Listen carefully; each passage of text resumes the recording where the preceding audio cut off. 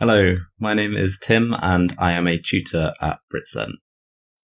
So everyone knows that the introduction is one of the most important parts of an essay, but many students struggle with where to start. It can be quite difficult when you're looking at a blank page. So today I'm going to share 3 tips on how to write the perfect introduction to your essay. When you're writing in any language, it's important to consider the purpose of what you are writing. So, what is the purpose of an introduction? Well, there are 3 important ones. Firstly, to introduce the topic and summarize background information. Secondly, to state the key argument of the essay. And thirdly, to indicate the structure of the essay. So let's look at each purpose in more detail. First purpose is to introduce the topic and summarize background information. So how do you do this? Well, it's important to follow a funnel structure in your introduction. A funnel structure means starting with the most general information before moving to specific details and finally your thesis statement. Let's take a look at a simplified introduction to an essay about the importance of English education for young children. English is becoming increasingly important as a global language. More and more people need to use it for work and travel, no matter where they live. Research states that younger children are more capable of learning a foreign language than adults. Therefore, ESL education should begin from a young age. In this introduction, you can see the author moves from a very general statement about the importance of English towards more specific details about why English is important.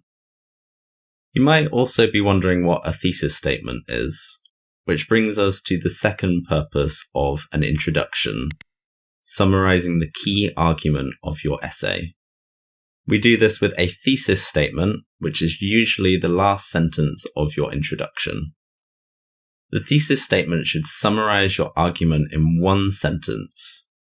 It narrows down the topic to the specific area that you are looking at and states your opinion on the topic. Let's look at some examples. Talking with native speakers is the best way to improve your fluency in a foreign language. Climate change can only be combated with a combination of corporate and governmental action. To protect the economy during a pandemic, it's important to support small businesses. You can see each of these thesis statements expresses an opinion on the topic. Let's move to the final purpose of the introduction, which is to indicate the structure of your essay.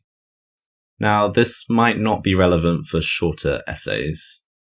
For this purpose, you can add information between your supporting sentences and the thesis statement, or you could incorporate this into your thesis statement. When you do this, remember to avoid using I and use phrases such as this essay or this dissertation instead. Let's take a look at some examples. This dissertation will first explore the economic problems that the US faces before discussing how the government can address these. The first chapter will be devoted to analysing the advantages of electric cars, and the second will focus on the disadvantages. 3 key reasons for learning a foreign language will be explored in this essay: employment opportunities, cognitive benefits, and travel. So, let's practice this by adding to the introduction that we looked at the start of the video. English is becoming increasingly important as a global language. More and more people need to use it for work and travel, no matter where they live. In addition, research states that young children are more capable of learning foreign languages than adults. Therefore, this essay will argue that ESL education should begin from a young age by examining the advantages of learning a foreign language as a child. So, you can see I've added to the thesis statement to give some structural information, and now it's even clearer. So, you've learned 3 important things about writing an introduction today. First, you should begin with general statements and then get more specific. Second, you should include a thesis statement that summarizes your argument. And finally, for longer essays, it's good to include some structural information to tell your reader how you will answer the question. Okay, now off you go to write a brilliant introduction to your essay. Remember, this is just a general guide, so if you're feeling uncertain, it's a good idea to check with your supervisor, since all essays are a little bit different. If you're still struggling with academic writing, you can send your essay to our editing service for expert correction by our team of trained editors. And if you need help with Korean to English translation, we can do that too. Remember to follow our Instagram and subscribe to our YouTube to stay up to date with the latest information.